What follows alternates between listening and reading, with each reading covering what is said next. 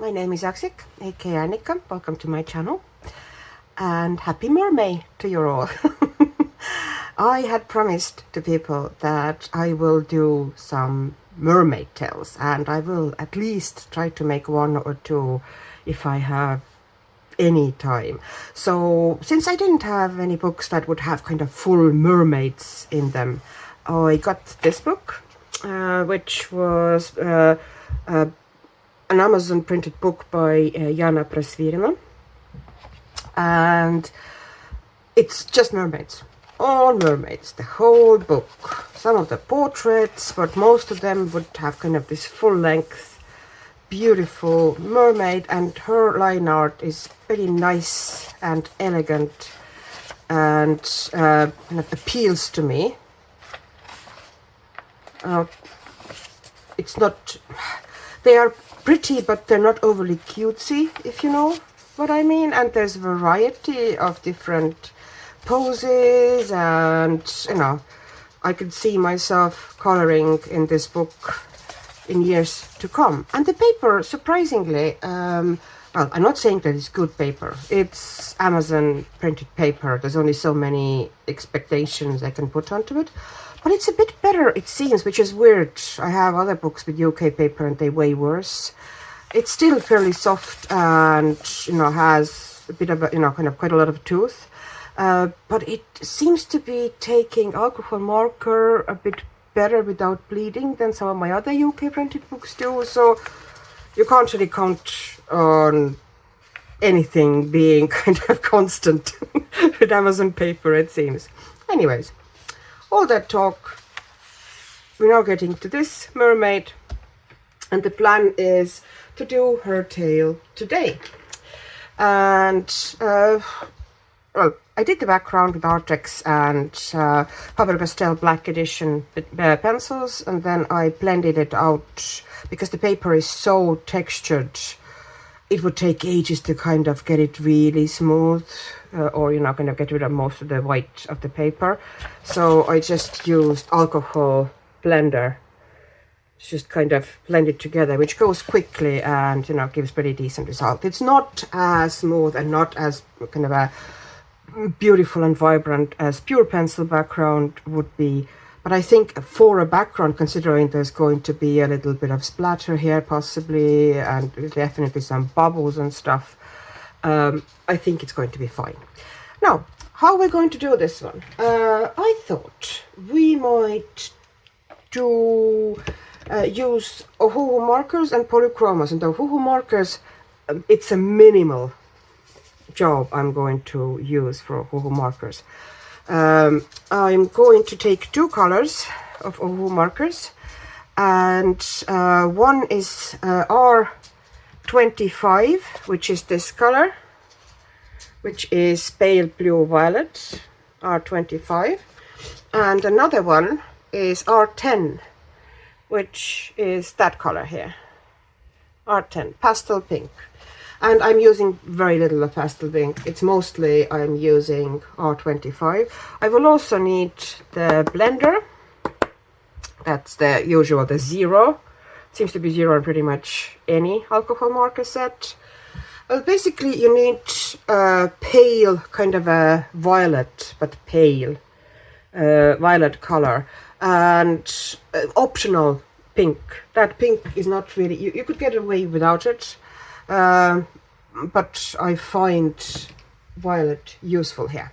And then the pencils are going to be Polychromos. We will most likely also need definitely a white gel pen. My favorites are Languor gel pens for stronger line and kind of a more color output. I like this. They come in a pack of 6. They are Languor Plus calligraphy gel pens. Beautiful output, beautiful kind of a really strong line. And those for fine detailing, they're just the regular Languor gel pens, and those also come in a pack of 6 should you want to buy them separately. And they are both very reliable, very good flow, no skipping. My favorite gel pens now, after almost not using gel pens for years because I did not like Unibo or Sakura at all. And I might also need some acrylic marker, which I will probably need, you know, like cream color. So this is my little bag with Arrtx ones, because those are the ones people usually do have. And I'm pulling out this kind of a pale yellow, which in my set is numbered 03. But because there's several sets combined here now, I didn't get them in one big set. I got them in small sets when they first kind of came. So no, I don't really know what the number is going to be in yours, but it's kind of a, like this really pale yellow. If you have any bigger sets, you will have this one. This is the color. I'd say it's kind of a pale, creamy yellow. And that should be it. I don't have very dark in this one, so I can't really use anything for shadow areas. Okay, that's it. I am, oops, going to, I dropped everything. I am going to change the position of the camera now, and we'll get going. I am now all set on my drawing board and taken care of all the mess I created previously by knocking all my markers. And here we go. Let's get working on this tail. The rest of the image is based here with alcohol markers. I haven't done any pencil work yet, but I did put the base down. So first thing I'm going to do is I'm going to take the alcohol blender, so that's the colorless blender, and I'm establishing for myself where I want the highlight to be. And I'm going to wet that area with the blender. Just steadily, the whole area. I want probably something here. I'm just going to wet the whole thing here. And possibly something here. Okay. And this one is going to be in the middle here also. And the fins I can do a little bit later. So I'm taking now the R25, which is a OHUHU marker called Pale Blue Violet. It's kind of a good shadow color. And all I'm doing here at the moment is I'm not going to do much blending or any kind of serious work here. I am just mapping the shadow areas, because if you want to make something shiny, which, you know, one of the basic principles that we all know, but it bears repeating, is we want really sharp contrast between dark and lighter colors. And putting down shadow areas like this kind of helps. It's not super dark, but I'm establishing for myself where the really dark areas are going to be. And I'm just going to blend upwards from there. And because there's a marker now, the blender marker in the highlight area, it's not going to be as sharp. The alcohol marker edge, so it's going to be slightly blurring. Not much now, but okay. Okay. So this is going to be now the area on the tail that is going to have the sharpest shadows. But this is not going to be the darkest color, obviously. I just mapped them on myself. It's kind of a like a little guideline for myself. You can get around without it. It's really convenient to have it here. And once it's down, it's really easy to then take the dark colors and blend upwards from there. Okay, so on the tail, let's establish the dark areas as well. I'm not even putting the light areas, the blender marker down here. I'm just going to establish where the darkness would be.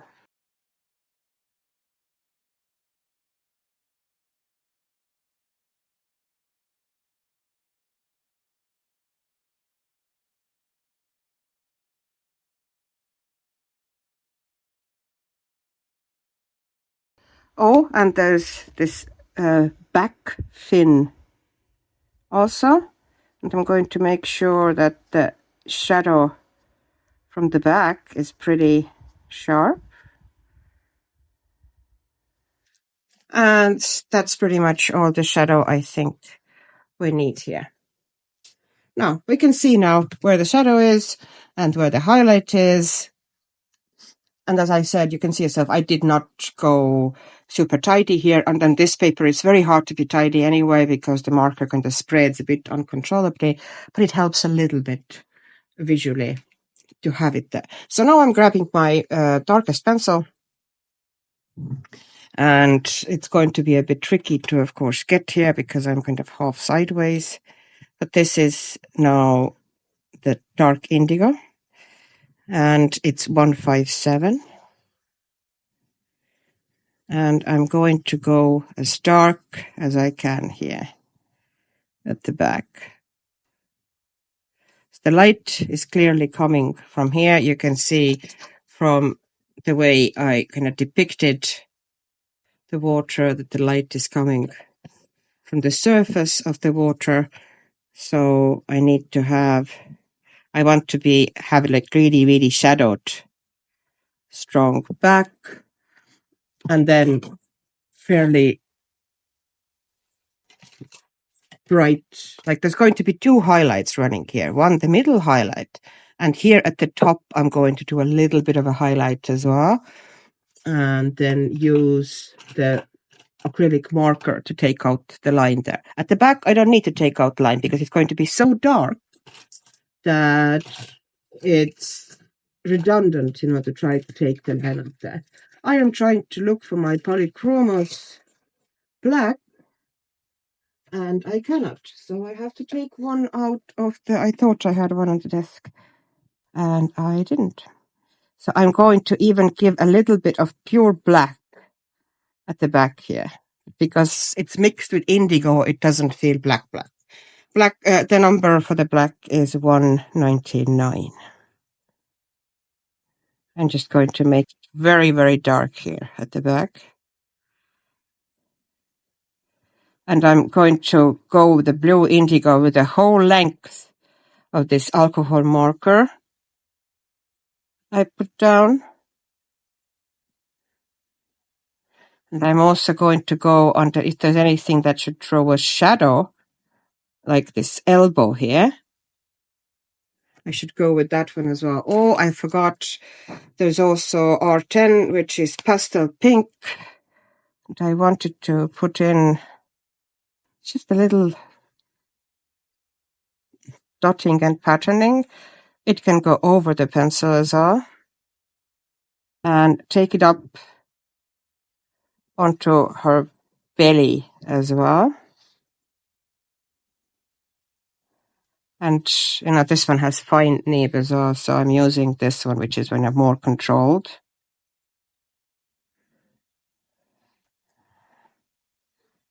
So,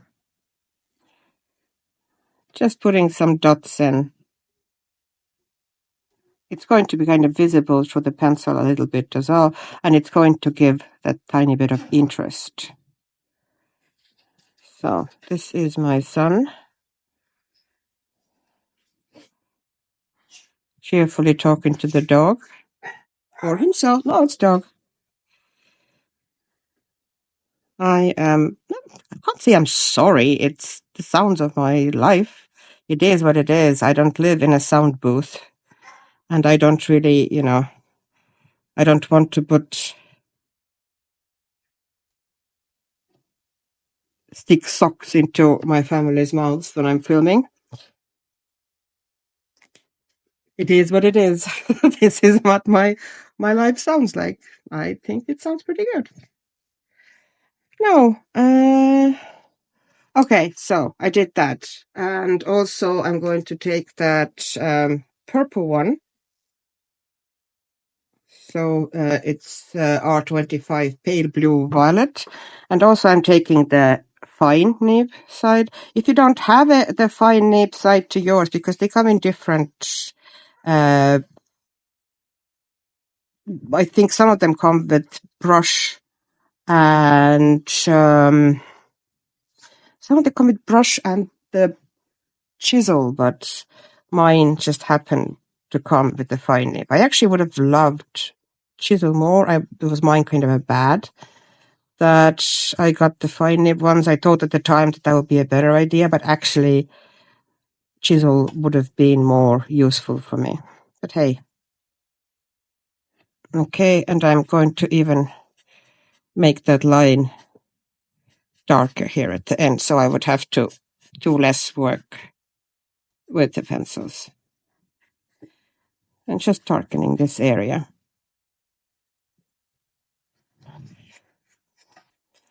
See, I'm never quite as organized as I should be. I'm always coming up things on the go. But I guess that's who I am, and that's what my coloring style is. So hopefully you'll cope and keep coming back. Okay, and here is the... Oh, my son is getting dinner. There's banging of cupboards downstairs. I made them pork stew tonight. He was out, so he came in now, talked to the dog, banged the doors, and now he's getting the dinner. What did you make for dinner? Or what are you going to make for dinner? It all depends what the time is, isn't it? Gosh, isn't the world funny in that way? We're all so close, yet so far away. I'm just deepening the shadows here a little bit. This is just me now playing, okay? It's not really super necessary, but I suddenly felt like playing a little bit. So anyway, I put a little bit of texture into the shadow area as well. It won't be very visible, but it's going to slightly glow through the pencil work. And trust me, the effect is going to be good, okay? So here is also a shadow area, so we need to make it very dark here. It's behind this kind of a seashell material saddle thing. So there needs to be a very strong shadow here.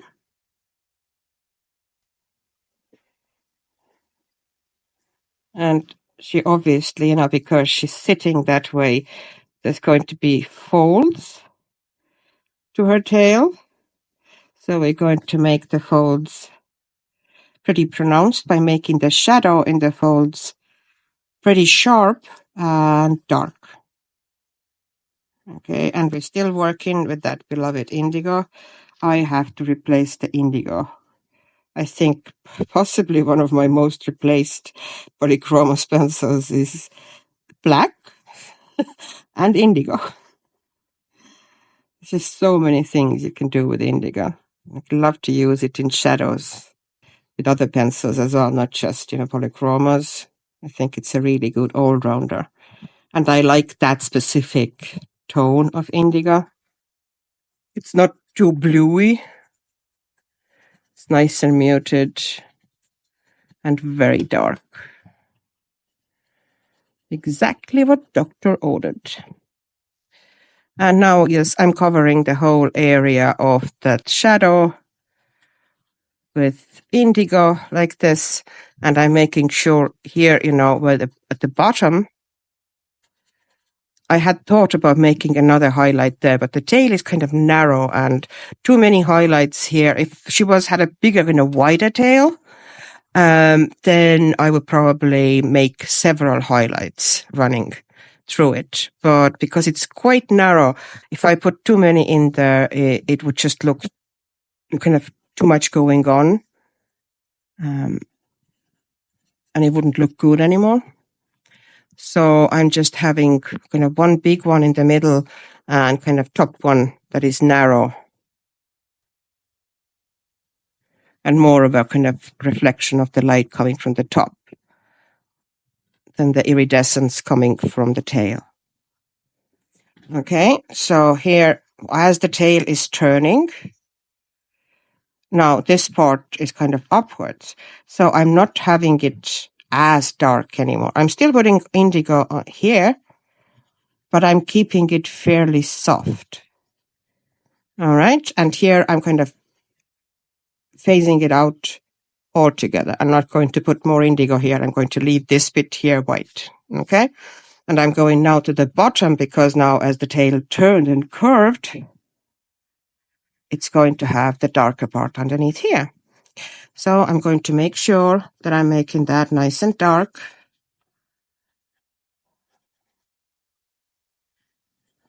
And once again, I'm softly I'm making it very dark at the edge and then softening up with the lay down as I go upwards. So we want a really sharp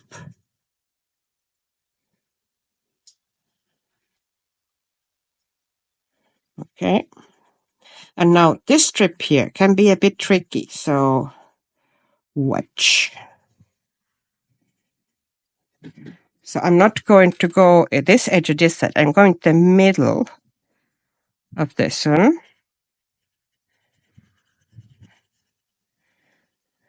And I'm making sure that everything is super dark. In a minute, I'm going to also put in a little bit of a black in the darkest areas to make sure that, you know, the contrast is going to be as strong and high as I can get it. And now I'm running the indigo kind of in the middle of the shadow area I put down.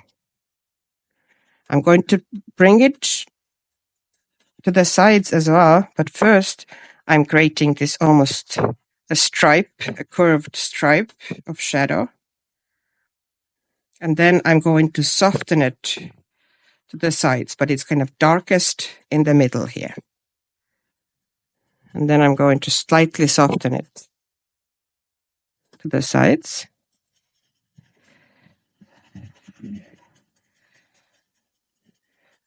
Like this downwards.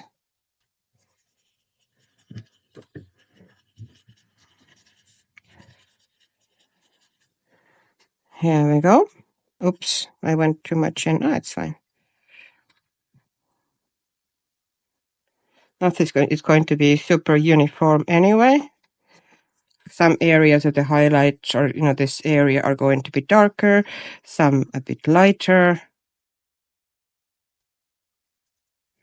This is how it works. Okay. So we have this really dark one down now. And, you know, we might eventually need to go in with more dark, but at the moment it looks sufficient. So I'm going to take black again, which is 199, although it's hardly needed for black, the number. And the areas where, you know, this should be the darkest.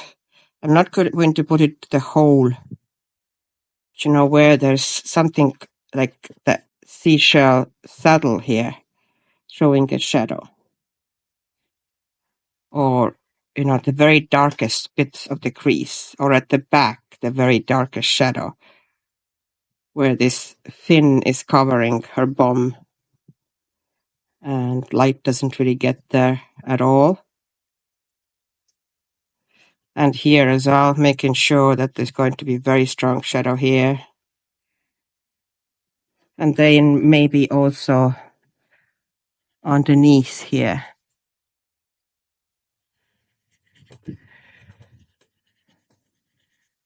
Like this, just strengthening and blurring a little bit upwards this bottom line of her tail.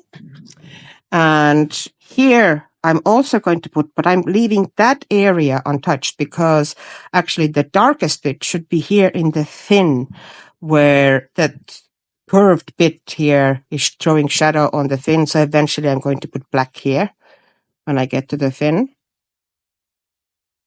But here I'm just darkening this underneath her tail, like this. That should be enough dark for time being. Here I'm now taking my violet. And this one I'm being fairly sparing with. And I'm kind of taking it into the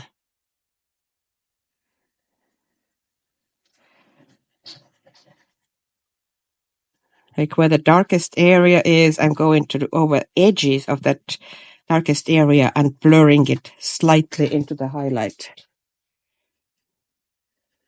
without going too much into the highlight, because we don't really want to do that. We want to keep most of this white area intact. But I'm feeling that here in this spot, because of the way the tail is moving, we want one area that is kind of a bit more shadowed. So we're kind of breaking this highlight a bit here,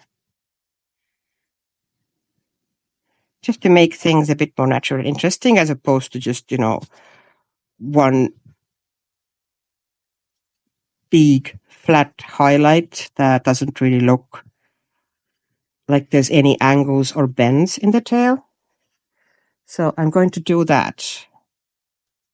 And that's violet. And the number of the violet is 138. In case you have it only down with numbers.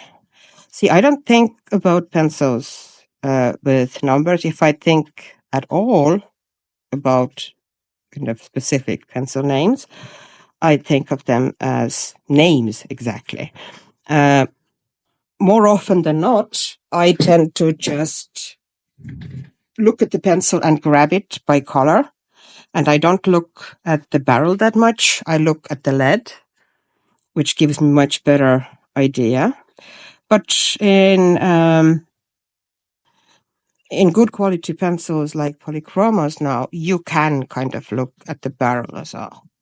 You know, you get very similar. Like if you look at this color that you're getting here and the pencil, you get very similar. So this is why having good pencils, yes, it does make your life a little bit easier.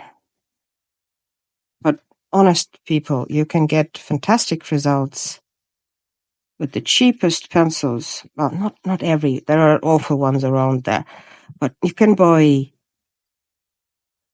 pencils that don't cost the earth and get fantastic results with them. Really. Not just saying. It's genuinely possible. The problem, of course, is that you do need to put more work into it. It's not as enjoyably easy sometimes, you know. The pigment output just isn't the same. You don't get the same kind of a feel and enjoyment probably of using the pencils and endless layering as you would get with Polychromos and Luminance and Lightfast. Oh, the Lightfast are fantastic. I do acknowledge that I am an enthusiast. I do like to play with my pencils. I do like to collect the really nice ones and enjoy them. So I'm not probably the correct person here to kind of speak of it. This is Prussian blue now, and it's 246. I kind of made the camera shake here. And I'm bringing in blue tones now, okay? But I'm bringing them in still mostly into the shadow area, the end of the shadow area. The back, where we try to go as dark as possible, there's not much I can do with that. And I don't want to. But I'm bringing, you know, the edges of the shadow area before it goes into white. I'm bringing in some blue, and I'm bringing in some kind of a Prussian blue, being fairly, see, in my head, it's a warm blue. So, this is also kind of a perception thing. Some people see different colors as warm. Some people see some colors that other people see as warm as cold colors. Like, to me, ultramarine is a cool color. It's like, it feels cold to me. I know it's called warm blue, and I'm trying to call it warm blue because I know that kind of official consensus is that it's a warm blue.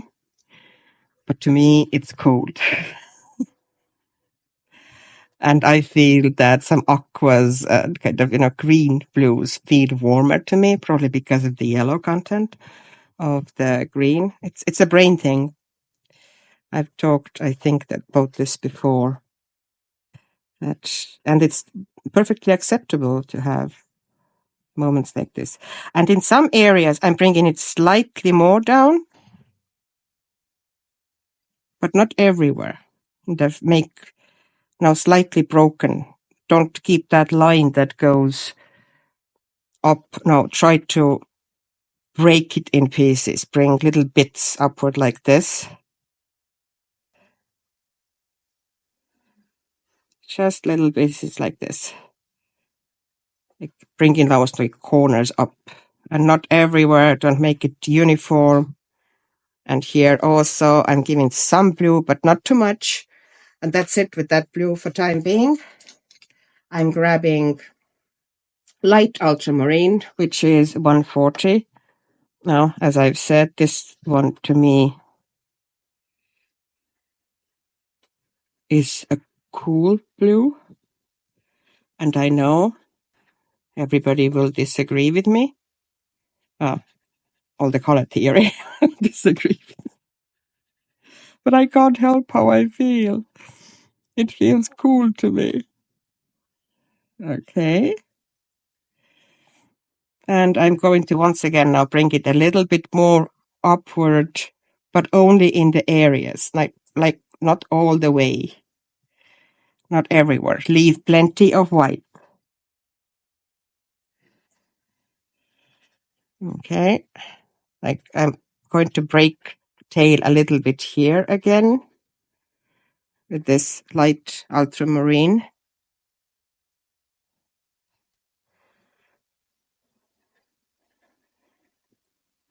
And Polychromos are good on this paper because it's so toothy, kind of rough surface, that if I worked here with very soft pencils like Prismacolors or Arrtx, I would fight with covering the tooth so much.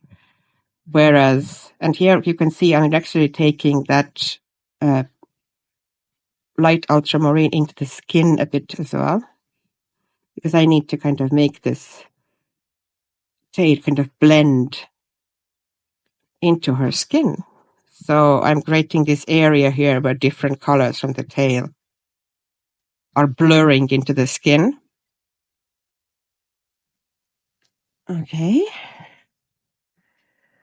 I keep making the camera shake. Okay. Now, done with this for time being. So yeah, this is now sky blue, which is 146. If I in any way can, although it takes me a lot longer in editing, I will put the names of the pencils onto the screen for when I'm coloring using that pencil. So once again, explanation why Polychromos on this paper, because a harder pencil is always going to be easier on a very toothy paper like this.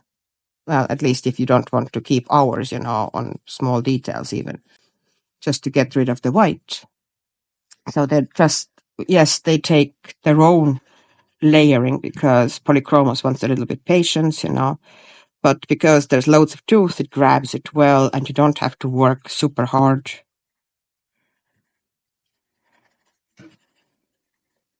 to get rid of the white of the paper. Now, so it's starting to get somewhere. You can see how you get those areas of blue glow. I'm putting in blue, bringing in blue to that white in kind of patches, and I'm leaving bits here white also. So you get movement into the tail. If you just do, you know, strong stripe here, really light middle here, yes, you get the shiny effect as well, but it doesn't look as natural and interesting and doesn't have the same movement. So bring colors in, kind of like these uneven patches, break the highlight in places like this, you know, where it curves like this. You still keep it lighter, but you break this really sharp highlight, which wouldn't be here because it's kind of curving downwards here and then going upwards again. So the highlight breaks here and then goes upward again. So this is how it works. And now I am going to go to the fun part. So hello, light purple pink, 128. And I'm going to bring it in areas once again. Now these ones, I don't really bring it into other parts of the tail. I don't bring it into the dark areas. I am putting now this down in a same kind of a patchy way into the highlight areas. So I'm choosing a place which, okay, this is going to be pink.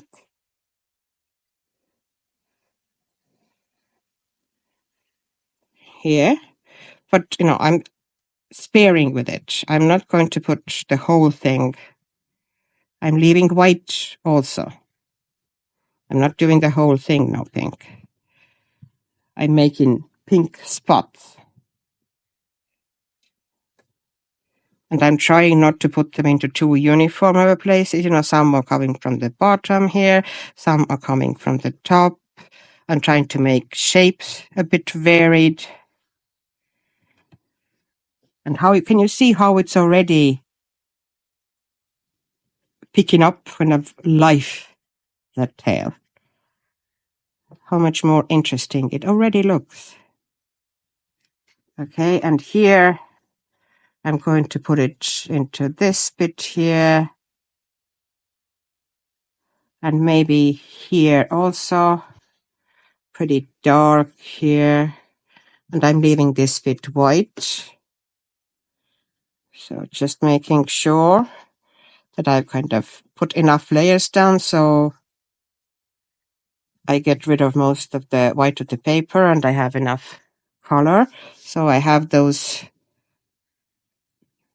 patches of, you know, and some bigger and some like tiny little dots like this. Make them varied, make them look uniform and the same. Different shapes, different sizes of the pot. And then also at the top here, now I'm bringing a very narrow line of pink in areas. Like I'm not going to bring it all the way. I'm breaking it a bit. So I'm going to break it here as well. And I'm going to break it here as well. And I'm actually wanting to darken this area because I feel like this bit here should be darker. So I'm using Prussian blue 246 for it and kind of darkening this bit here as well. And then going upwards. Okay. And I'm putting pink here at the top. Okay. And that's it with this color. And next color is Pink Madder Lake 129. And this is just kind of a lighter pink in a similar undertone. So I'm just going over those pink patches. I'm smoothing it over a bit. And maybe if I feel like I'm bringing them also a little bit outward. But I'm not enlarging them significantly because I still want those white patches. Here I'm kind of making almost circle, but I still want that little bit of white there. And I'm bringing it a little bit upwards into her body as well. As I said, I need to kind of blur this tail into her skin color. So now it kind of looks more smooth when I eventually start doing the skin colors. It's very easy then to smooth where the scales start. Okay, and the fun bit, another fun bit here. So I'm grabbing now light yellow glaze. And this is where I think the real fun happens. This is really kind of vibrant and strong yellow. And I'm taking only these white spots that I left, okay? And it doesn't show as well on the camera. I'm lifting it afterwards as it does in real life. It really lifts. And I might, I tried to leave a little bit of white, but I'm covering most of the white and I'm doing it gently. I'm not trying to, and I'm trying because I'm trying also not to go into all the blues around it because I don't want really green in it. I just want this iridescence that, kind of hits and, kind of throws off yellow or golden glints.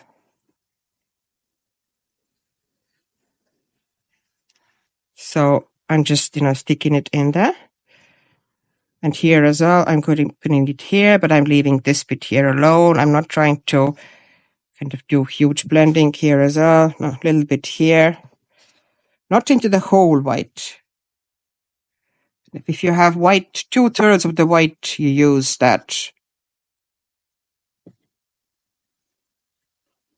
yellow, which is light yellow glaze. I wasn't sure if I was going to use that or cadmium yellow lemon 205. Both would have given this really kind of a sharp, almost neon or, kind of iridescent effect. It looks cool, trust me. And it seems to be looking cooler. And now this is light ultramarine, and I'm bringing the blue, where I actually put blue areas down. I'm bringing it into those areas kind of a bit stronger, so I would see the blue a bit better. And this is kind of the right color. Okay. And now I'm taking this yellow again, which is light yellow glaze. And here I'm going to put it on top of there because I tried to keep that area here either kind of purplish or pink. I did not want to keep blue there because I wanted to have a strong kind of a yellowish glint there. So I didn't want it to go green. So I'm putting pretty much all the way up here. I'm creating this yellow highlight. And do not worry that the line, it's not super even, the line there. This is also deliberate. Like if I made it super even and super kind of a straight curve, straight curve is an oxymoron, but you know what I mean, like really smooth curve, it would look less natural than, with a bit of a up and down movements, a bit of a squiggliness to it.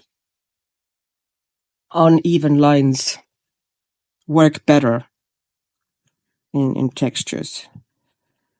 Trust me. And not everything needs to be, blended to death. Texture is good. And so are variations in lines, broken lines, stuff like this. So you can see, I can bring it a bit closer to you.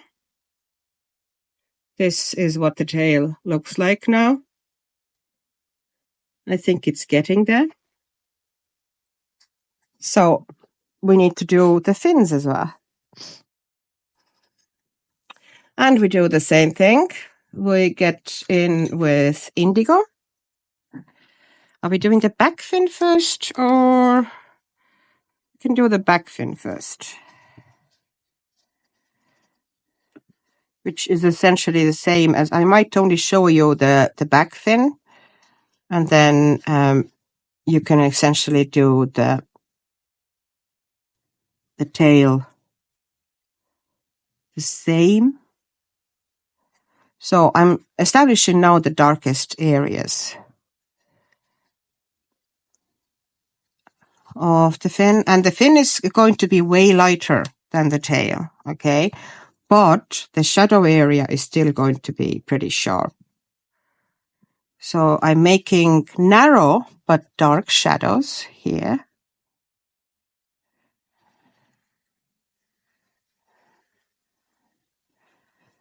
And, you know, making sure that I don't overdo them, because I want some airiness to that fin. I want it to be slightly lighter, and it's the same colors, but slightly lighter than this tail here.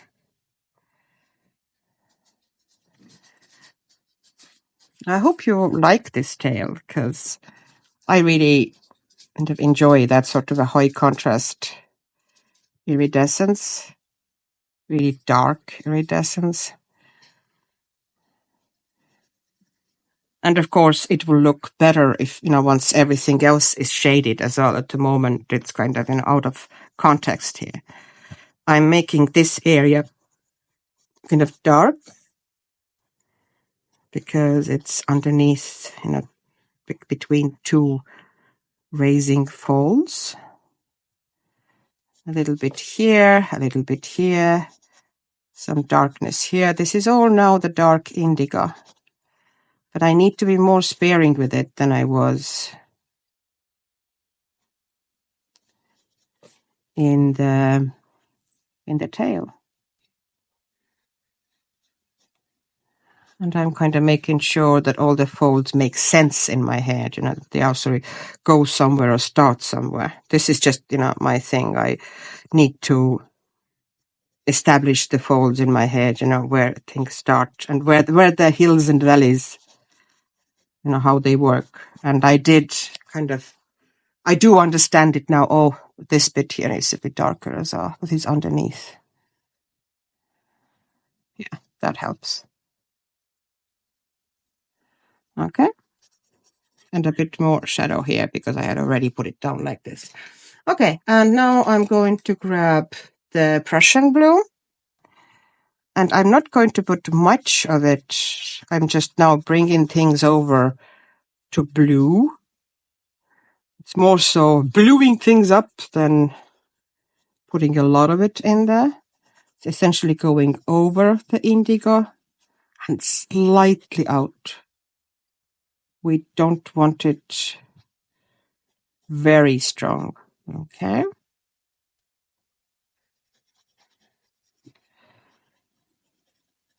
And this is not that much about glints and super sharp highlights than it is about color variations, this style of a fin. But I still need to make these a bit, I want these a bit lighter than the tail. Not now, you know, super light, but I want them a little bit lighter. At the same time, I want them with kind of a high contrast shadows, because why don't you make your life difficult, Arrtx?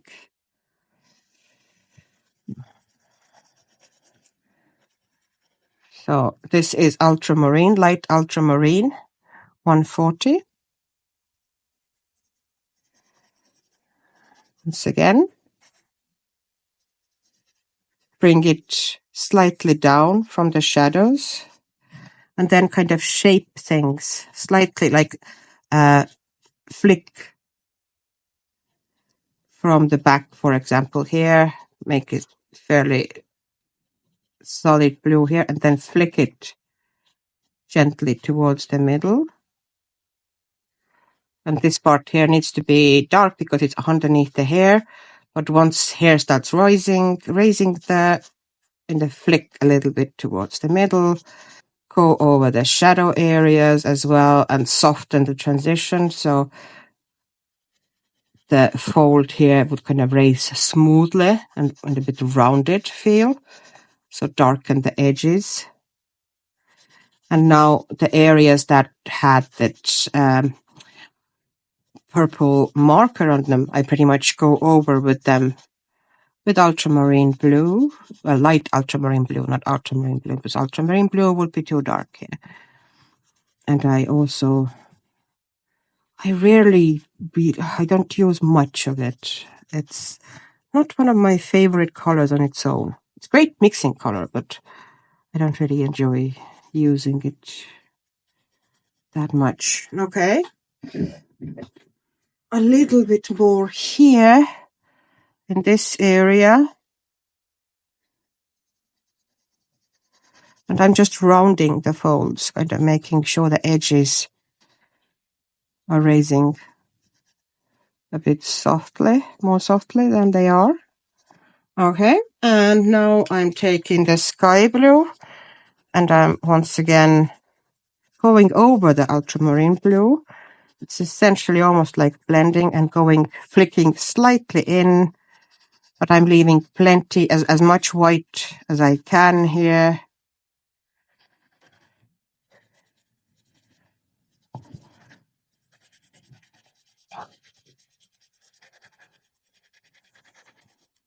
So basically I'm essentially, it's not burnishing, but yeah, kind of. I'm using it as a blender pencil now, going over the dark areas and making sure everything is smooth. And I'm essentially not really taking it much further into any white areas. I want to keep those white areas pretty much white. So this is all smooth out here now. Okay, we have the fin. And now I'm going to go to that. I don't know if I want to put a little bit of purple in. Maybe. Purple Violet. It's a 136, 136, yes. 136.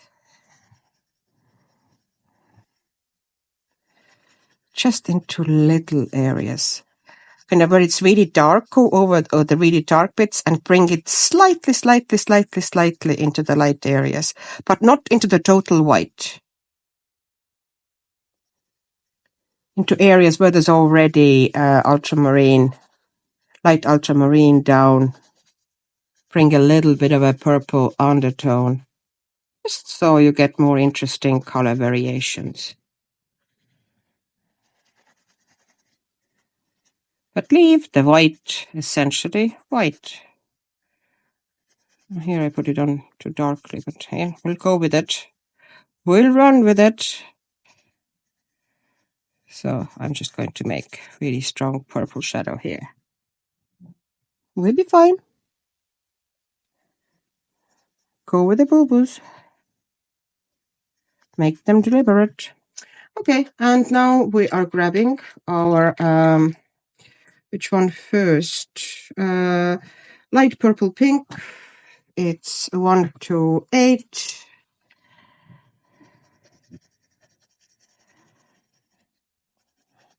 And once again, I'm putting it now into the areas where there's kind of ultramarine, light ultramarine blue, but I am bringing it now very gently towards the white as well, and a little bit of it into white. So like this, I'm going over this dark area with it, and then I'm very gently bringing some into the white.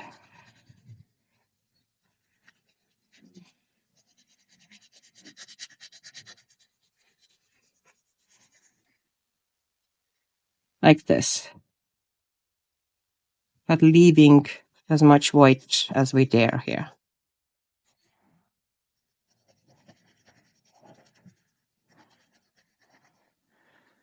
And making sure I have enough color variation. This is kind of creating interest. And Pink Matter Lake, 129. And I'm taking that one in as well.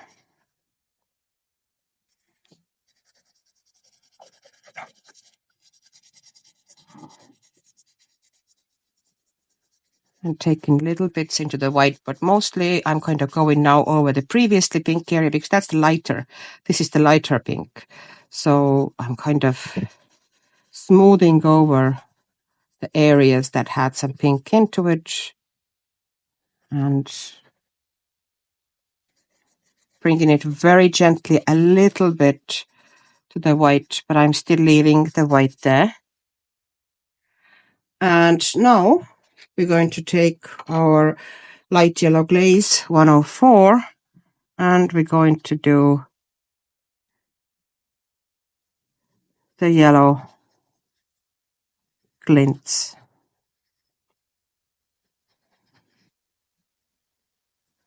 So basically we go over white, but we are being careful. Although we put it into the white, we don't really blend it much upward or into the blue because we try to avoid getting it too green. So here we go.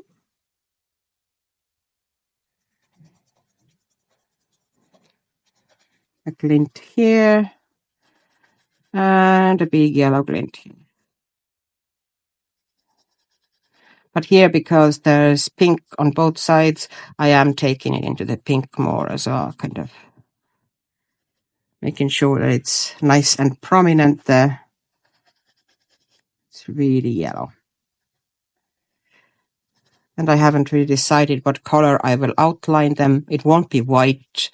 I will probably use either pink or yellow to outline, possibly pink or kind of a purplish to outline those wings and the tail. But here we are. This is what it looks like. And I'm going to do the tail exactly the same way. And I'm going to show you once it's done. I thought I'll show how I am disguising the line art here because I do want it to look. The black line here really doesn't work. I want it to be kind of a glint of the kind of lit by the sunlight that's coming from the top. So I'm using Arrtx marker and I'm using it very gently. The yellow is already down there and I chose the yellow that pretty much matches the yellow that is already there. And if it's a bit too white, I'm taking water brush to it and I'm kind of softening the line a bit, but I'm making sure that I'm gently but surely covering the whole line here, the black line. And once it turns, I don't stuck it into my mouth now. Of course I did. So easy to talk if you have a marker in your mouth. I have this habit when I'm working and putting things down. Instead of putting them down, I stick them into my mouth.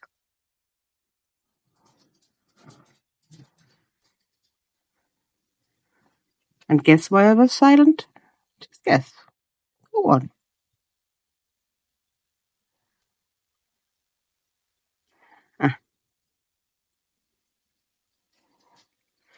So this is how I'm leaving the top. And here I kind of gently blurred the highlight. And I don't think I'm going to put anything here because I already put a lot of dark color there. But let's say I'm going to put something onto the tail and I'm going to do, just like the back fin here, I put in the parts where the yellow was touching the edges. I put the yellow there and I'm putting different color in other areas. So it would look more natural than me outlining everything in yellow or white. It just works better.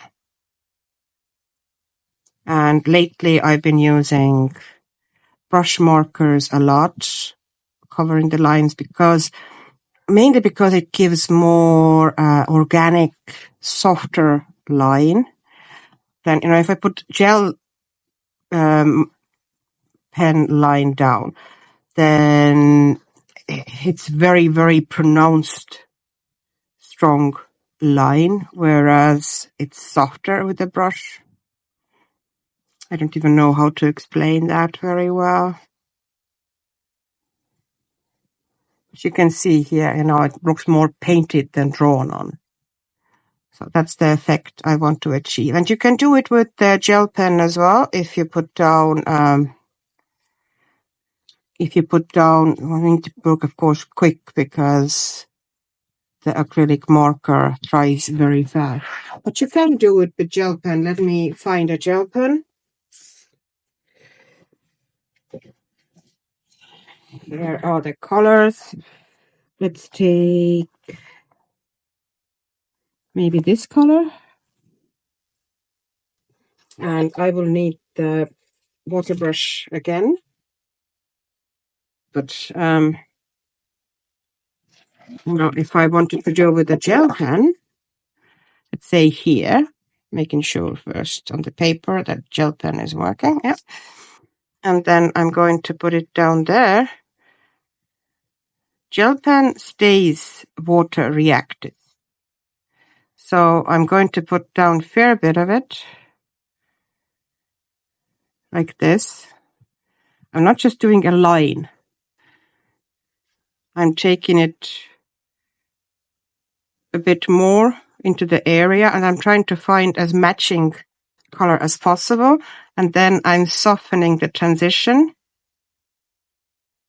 by slightly kind of dabbing a damp water brush onto them. And you also get this fairly organic result. I just find that this brush, the brush marker, acrylic brush marker, is often faster. And of course the results, are permanent, which I kind of like as once it's down, it's down. And here I'm using gel pen again. The trick is to pick a color that is fairly similar to the one that is touching the line.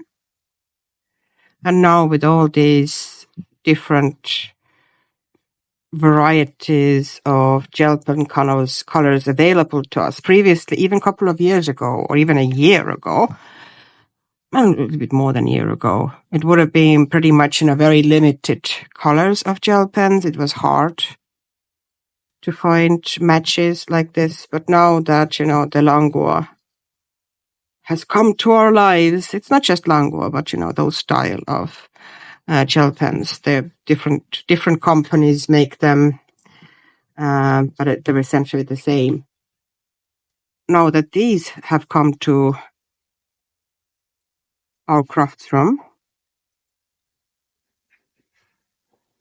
it's much easier, I find.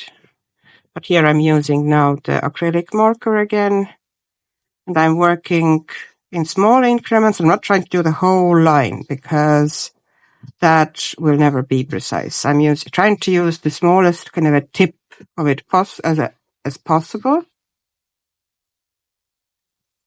And I'm trying to keep it kind of painterly.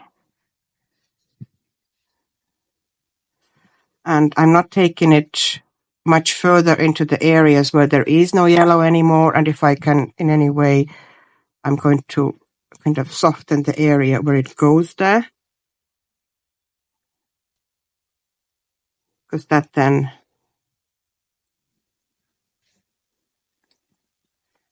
gives nice end line. And the rest of the lines I will put kind of probably purple or violet around them. So that's how I do the lines here. And then I also put the same marker a little bit. I'm making sure that it's going well. Little dots of it where the highlight area is. We kind of depict those little glints, especially if the scales are kind of drawn in by the artist. So I kind of put a little highlights at the tips of those scales. And I'm using the same acrylic marker. And this is my dog who's not happy with something again. And I'm going to also take a white gel pen and putting in some brighter glints as well. So you have variety of colors.